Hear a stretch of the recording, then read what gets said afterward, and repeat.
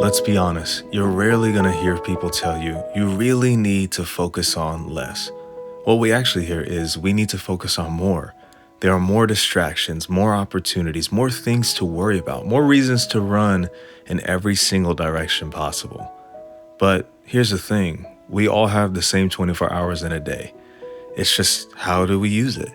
If we only put small drops of effort and attention in multiple rivers, how can we expect any of those single rivers to have a strong flow? What I had to do is I had to figure out what is my one thing? What is the one thing that if I had all the time in the world, no distractions, and I only had to do one thing, what would that be? And this has changed in many seasons of my life. A few years ago, music was my one thing.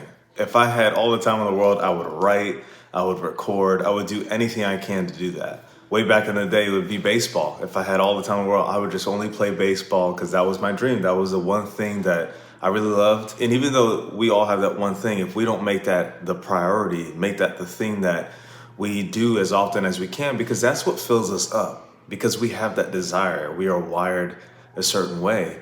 And if we don't figure out what that is, then we give our energy to everything, to anything. And when you do that, by the time the day's over, you can't feel like you've done something that is meaningful to you, done something that filled you up. And sometimes we don't even know that we're doing this. There have been many times where I have found myself just wandering per se through seasons of life where I'm just like, why do I feel down? Why do I feel all over the place? Why do I feel so spread thin? But my time, my energy, and my focus had been going to so many different distractions, opportunities, you name it.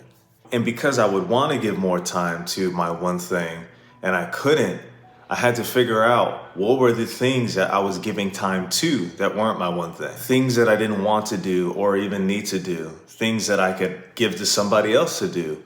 Or things that I could hire somebody else to do. Things that I didn't enjoy and things that I wish I could just say no to. Now, I almost don't even really need to explain this because you all know what I'm talking about. There are so many things that we say yes to that we in the moment don't really want to. I can literally say right now in this moment, there's something that I said yes to that I wish I didn't, but it is what it is, right? And that has taken time away from me, time away from the things that I actually want to do in my life and kind of making me feel a little irritable. It makes me feel restrained. It makes me feel like I don't have control over my life because I made the decision to people please and say yes to something that I didn't really want. Now, I feel like where we always catch ourselves is we're like, well, we have to be available for people. We can't only be selfish. We can't only do things for ourselves. And I felt like that for a very long time because I felt like I shouldn't say no because I would make someone feel bad. But I'm constantly in other people's heads and I'm not in my own head. And I would be suffering constantly while the other people are not even thinking about it. So you build up these resentments and these angers and these irritations for no reason. But if you tell people an honest reason why you don't feel like you want to, or you have other things that you want to get to, I would say 9 times out of 10 people will be understanding. Yeah, it might be, they might feel like, man, I wish you would have just helped, but you can't always people please. And that's a hard thing to accept. Yes, there are occasions where I do say yes and I do commit to things that, I don't really want to out of the sake of relationship, but it doesn't need to be your whole week. I like to look at my whole week and think about what is it that I want to accomplish? What are some things that I really want to get done? I want to feel like I've accomplished something at the end of the week. I don't like going through weeks where I feel like nothing has gotten done. Just recently, I went on vacation/work trip with the family. And besides it just being chaotic because we brought 3 kids and then we also had a hurricane, I literally just didn't get anything done. And yes, it's good to have that time to unwind, pull back, but I had a focus. I have a focus for my week. I have a focus for my life, a focus for my month. And when I don't do anything and I'm just kind of meandering, I don't feel at peace. I really don't. So I really truly feel like what has helped me is like really figuring out what are the things that just don't move me in that direction. Things that at the end of the day, if I did, wouldn't really change my life, wouldn't really make me feel like I'm moving towards the purpose that I feel like my life is supposed to bring. And you might come to some hard decisions, things that you need to let go of in order to do that. Because the main sentence that we always use whenever we are frustrated and we're not accomplishing the things that we want is, I don't have enough time. But the truth is, we all have the same 24 hours. No one has more hours. People use their hours very differently.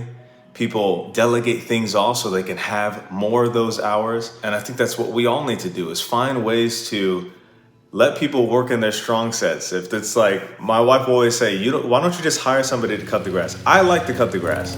But if you hate cutting the grass, hire somebody to cut the grass.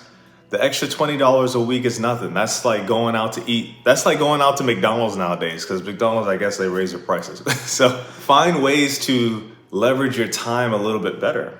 Find ways to delegate so you can really hone in on the thing that you really love. Whether that's taking care of your home, taking care of your children, if you're an artist, and whatever dream you have in life, that's what you need to do. It was great whenever I was able to figure out that piece, but then I had to come to the part where I needed to take action. And one of the hardest things is doing the thing. So I found my one thing. I started to weed out the things that aren't that one thing, that take away time from that one thing. But it was really hard to start. So I had to figure out, like, how can I create an environment that encourages me to do the thing that I really want to do? So I definitely got this idea from Atomic Habits by James Clear. But like, if I really wanted to edit videos, I would keep my laptop and my headphones out right on the table so that it's easily accessible. Now, I'm a minimalist, and you will hear me and my wife, and we'll harp on everything needs to have a place. Nothing on the counters, everything, so it keeps it clear, less visual clutter, less messy. But there are certain things that I intentionally leave out because that supports what I want. And it's kind of a cool thing too, because if you live by less visual clutter, you remove everything, but you only have the things that are important to you out, that I feel like that actually falls into the line of minimalism, because minimalism is letting go of the things that are distracting you so that you can focus on the things that matter. And so, yeah, I leave the things out that are important to me. Even when I would want to go to the gym early in the morning, one of the things I would do is I would literally leave my outfit, my shoes, and everything right at the side of the bed. It made it hard to resist because everything was kind of laid out. Even there were times where I'd leave my protein cup right next to that as well, because I wanted the path of least resistance. I didn't want to fight just to do something that I really wanted to do. And I also started to think about, how can I create the environment in my actual life? So I would look at my calendar, and it goes back to the obligations and commitments. I would look and see if working out was a priority to me, something that I really wanted to do. Then I have to make sure that my calendar reflects the possibility for that.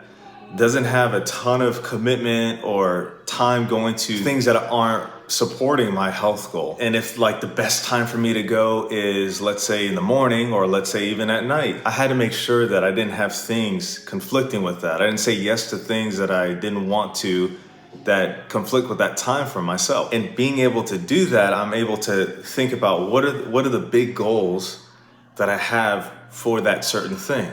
So if we keep the workout analogy, let's say I want to work out X number of times a year, and that would break down into 5 times a week, then you have that goal and you can work towards that goal. And that environment of having that big goal for myself, then creating an environment that makes it easy for me to do the action, and then also having that centering my life, centering what I do around accomplishing that one thing by creating a calendar that works in favor of that. That has helped me make my one thing in every season possible. Now, I feel like I'd be foolish to not say this next thing is, in order to have a full life, I still have to invest in the essentials. So health, my family, and growth. So you can hear kids in the background.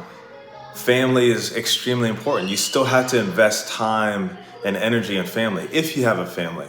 And I like to think of those are the long-term investments. You're investing in children, you're investing in loving them and caring for them. And in the future, it reaps reward. You get to see what you have done and the time and energy that you've put into that. Then I also like to think about my health. My health is, if you have big dreams and goals for your life, you cannot accomplish them if you're not healthy. And I think it's like putting the cart before the horse, because if you don't take care of the body you are given, the body that holds you, you can't do the things that you love and your one thing for the long haul, because your body will fail.